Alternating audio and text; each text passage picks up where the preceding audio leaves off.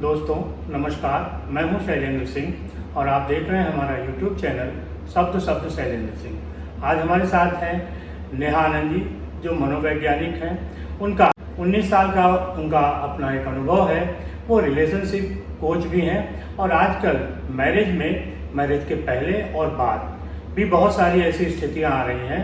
बहुत सारे लोग आ रहे हैं अपनी समस्याओं को लेके नेहा जी के पास। तो हम समझेंगे कि प्री मैरिज काउंसलिंग कितनी ठीक है, कि कुंडली से पहले आपको वो काउंसलिंग करनी चाहिए और मैरिज में क्या क्या इश्यूज आ रहे हैं सामने और उनका समाधान नेहा जी जैसे लोग कैसे करते हैं। नेहा जी, बहुत बहुत आपका स्वागत है।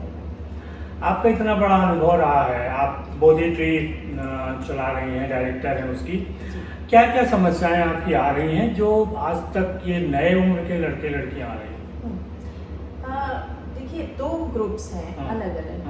जो नई पीढ़ी है वो किस हिसाब से मैरिज को देखती है, उनका क्या दृष्टिकोण है, और जो लोग ऑलरेडी मैरिज कर चुके हैं उनकी क्या समस्याएं हैं। तो दोनों ग्रुप्स के प्रॉब्लम्स अलग हैं, चैलेंजेस अलग हैं। समय के अनुसार क्या बदलाव की ज़रूरत है, किस तरीके के स्किल्स की ज़रूरत है मैरिज को चलाने की, ये दोनों ग्रुप्स के साथ अलग अलग तरीके से हम काम करते हैं। अच्छा, जिनको मैरिज करनी है वो किन समस्याओं को लेके आते हैं? ज़्यादातर देखिए, जो प्री मैरिटल काउंसलिंग के लिए आते हैं वो लॉट ऑलरेडी जानता है कि शादी के बाद शायद कोई कॉम्प्लिकेशंस आ सकते हैं, क्योंकि एक नया पड़ाव है ज़िंदगी का। तो अगर हम पहले से चीज़ों को समझ लें, हम एक दूसरे के बारे में जान लें, तो हम उन प्रॉब्लम्स को रोक सकते हैं, जिसको हम प्रिवेंटिव मेजर्स बोलते हैं। अच्छा।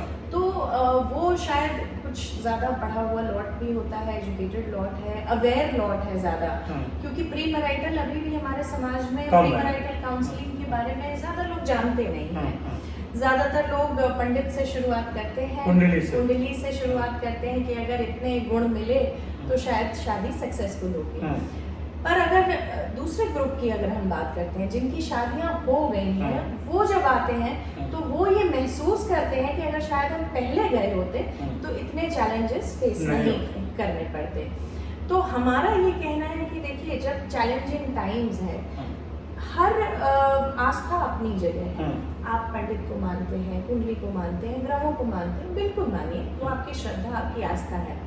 लेकिन कुछ चीज़ें साइंटिफिक भी होती हैं। अब जैसे दो अलग अलग लोग एक मैरिज में आ रहे हैं, एक पूरी तरीके से अलग पर्सनालिटी है, उनका बचपन किस तरीके से बीता है, उनके पर्सनालिटी के ट्रेट्स क्या हैं, उनकी कमियां क्या हैं, उनकी खूबियां क्या हैं, ये सब कुछ उनके व्यवहार को डिफाइन करता है। अब व्यवहार यानी कि आप दो अलग लोग जब रह रहे हैं तो अलग अलग तरीके से एक ही स्थिति को आप परसीव कर सकते हैं, आपका दृष्टिकोण अलग हो सकता है। लेकिन अगर वहाँ पे एक दूसरे को हम बिना समझे, झगड़ों के कारण ही ये होते हैं कि हम एक दूसरे के दृष्टिकोण की रिस्पेक्ट नहीं करते हैं। तो वो चीज़ें अगर हमें टालनी है तो हम प्री मैरिटल पे जाएंगे। जो मैरिड कपल्स हैं, अगर आप देखें तो आजकल मेरे पास ऐसे केसेस हैं जो 1 महीने की भी शादियां नहीं चल रही हैं, यानी कि महीने भर में आप कितना एक दूसरे को समझ सकते हैं, और वो हमारे पास आते हैं कि हमें डिवोर्स चाहिए। तो हम उनको ये समझाते हैं कि भाई 3 साल तो आपको देने पड़ेंगे कम से कम एक शादी को समझने के लिए, एक दूसरे को समझने के लिए। अगर एक छोटा सा एग्जाम्पल दें, एक माता पिता हैं जो बच्चे के साथ बचपन से रह रहे हैं, वो भी अपने बच्चे को हर रोज समझने की कोशिश करते हैं। यहाँ तो दो अलग लोग, यानी कि परिपक्व पेड़ों को उखाड़ करके एक नए सिरे से लगाया गया है। तो उनको नर्चर होने के लिए अलग तरीके से खाद और पानी की जरूरत पड़ती है, जो हम स्किल्स की बात करते हैं। तो रिलेशनशिप में बहुत सारे ऐसे पिलर्स होते हैं। अगर आज इतने बदलाव और ट्रांजिटरी पीरियड में शादियां चलानी है तो वो स्किल्स लर्न करनी पड़ेगी। अच्छा। उनमें से कुछ स्किल्स हैं, जैसे कि आप एक दूसरे की रिस्पेक्ट कितना कर रहे हैं। एक टाइम था, अगर आप 30-40 साल पुरानी बात करें तो वहाँ पे जेंडर इक्वालिटी की बात ही नहीं होती थी। सीधा सीधा रोल था कि पुरुष जाते थे बाहर, पैसा कमाते थे, बाहर काम करते थे, महिलाएं घर संभालती थी।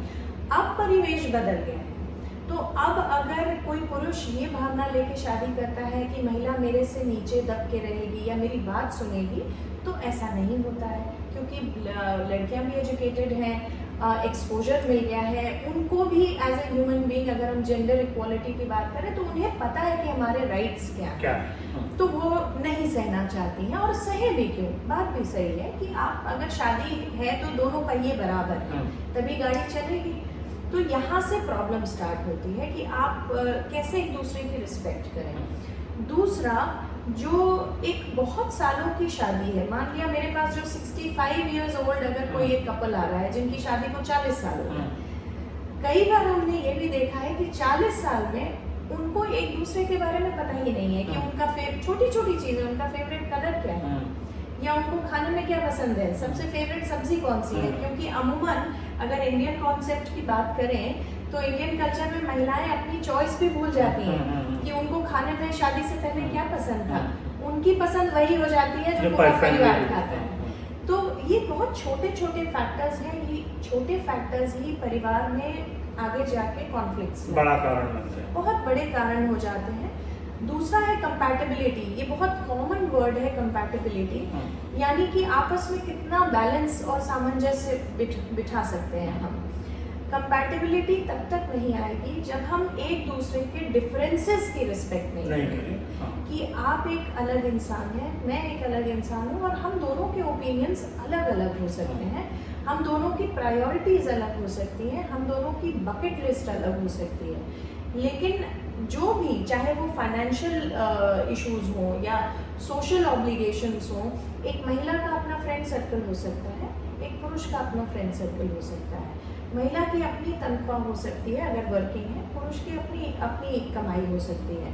तो यहाँ पे जहाँ भी एक स्ट्रॉन्ग हेडेड दो लोग होंगे वो चाहेंगे कि हमारी इंडिविजुअलिटी बनी रहे, हमारा अपना एक व्यक्तित्व है, हम उसको बिना दबाए एक दूसरे को एक्सेप्ट करके अपनी शादी चलाएंगे। जब भी ऐसा नहीं होगा, ऐसी सोच नहीं होगी, तो शादियों में कॉन्फ्लिक्ट आएगा, ये चैलेंजेस आते हैं। आमतौर पर पहले देखा जाता था कि लड़का लड़की दोस्ती करते थे, फिर माना जाता था शादी कर लेंगे, लव मैरिज और अरेंज की बात होती थी। तो कहा जाता था कि लव मैरिज भाई ज़्यादा सक्सेस होगी क्योंकि पहले आप जान समझ लेते हैं। जी। अब स्थितियाँ ये हैं कि दोस्ती के बाद भी लड़का लड़की शादी नहीं करना चाहते। जी, ये बहुत कॉमन है आजकल कि लोग शादी नहीं करना चाहते। इसका ये जो जेन जी की अगर हम बात कर रहे हैं या थोड़ा और पीछे हम चले जाएं, हम अल्फा तो अभी बहुत छोटी जनरेशन है लेकिन इनके साथ और बदलाव आएंगे। ये जो जनरेशन है ये कमिटमेंट से भागती है। बेसिकली हम एक ऐसे टाइम में है, खासतौर से कोविड के बाद अगर आप देखें तो लोगों में इनसिक्योरिटी बहुत ज़्यादा आ गई, फियर बहुत ज़्यादा आ गया। इनसिक्योरिटी जब भी आएगी, एक इंसान कमिटमेंट, जिम्मेदारी यानी कि रिस्पॉन्सिबिलिटी से दूर भागे। वो चाहते तो हैं कि हमको इमोशनल बैकअप मिले, हमको कोई ऐसा प्यार करने वाला इंसान हो हमारी जिंदगी में जो सिर्फ हमारे लिए सोचे, लेकिन जहाँ पे बात साथ रहने की आती है, जिम्मेदारी लेने की आती है, वो नहीं करना चाहते हैं क्योंकि वो इनसिक्योर है। अच्छा, जो लोग आते हैं आपके पास या नए लड़के लड़कियां हैं, आप कुछ उनको क्या सलाह देना चाहती हैं, किस तरीके से अपनी दोस्ती, रिलेशनशिप या जो शादी के बाद कैसे बिल्डअप करें लाइफ को?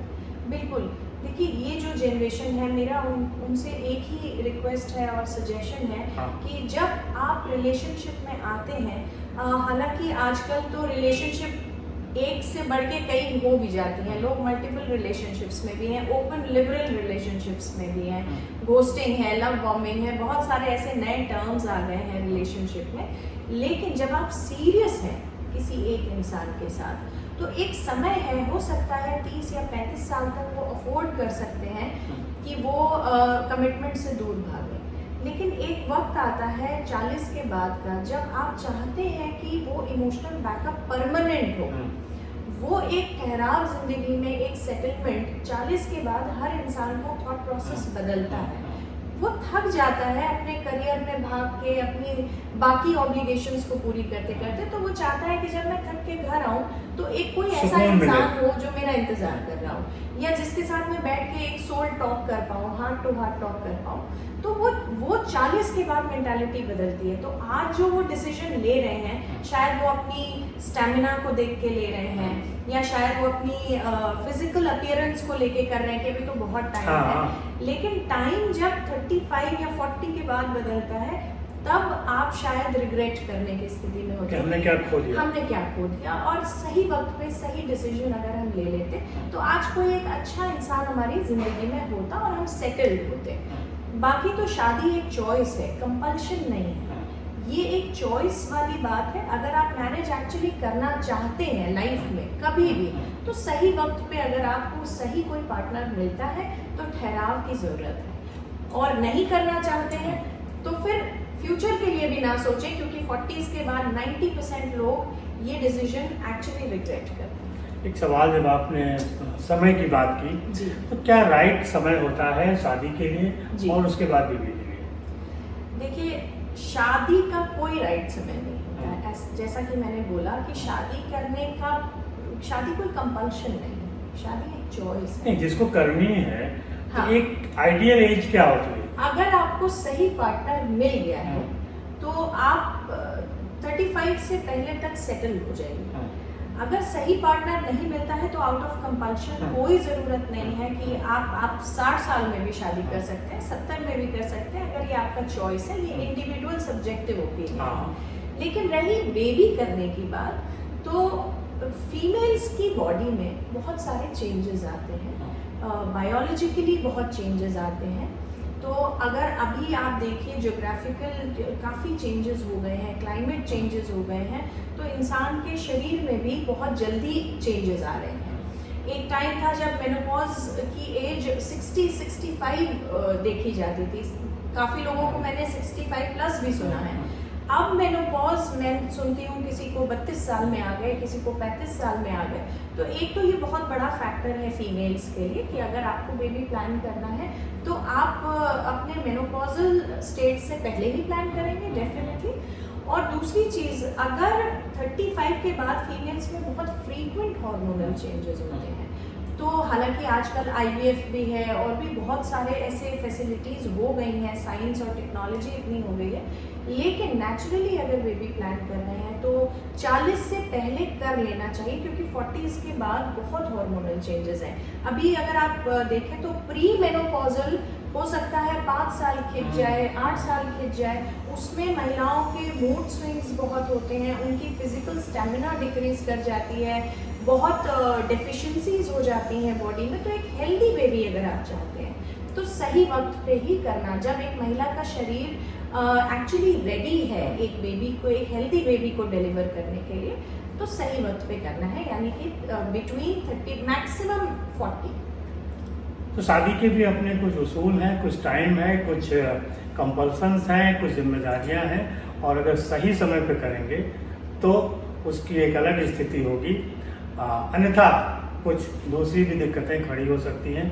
आपने डॉक्टर साहब के साथ हमारी बातचीत सुनी, आपको कैसी लगी ज़रूर बताइएगा। और जैसा नेहा जी ने कहा कि कुछ शब्द हैं ऐसे, हम लोग उन पे किसी और वीडियो में डिस्कस करेंगे और आपके साथ फिर जुड़ेंगे। शुक्रिया, धन्यवाद।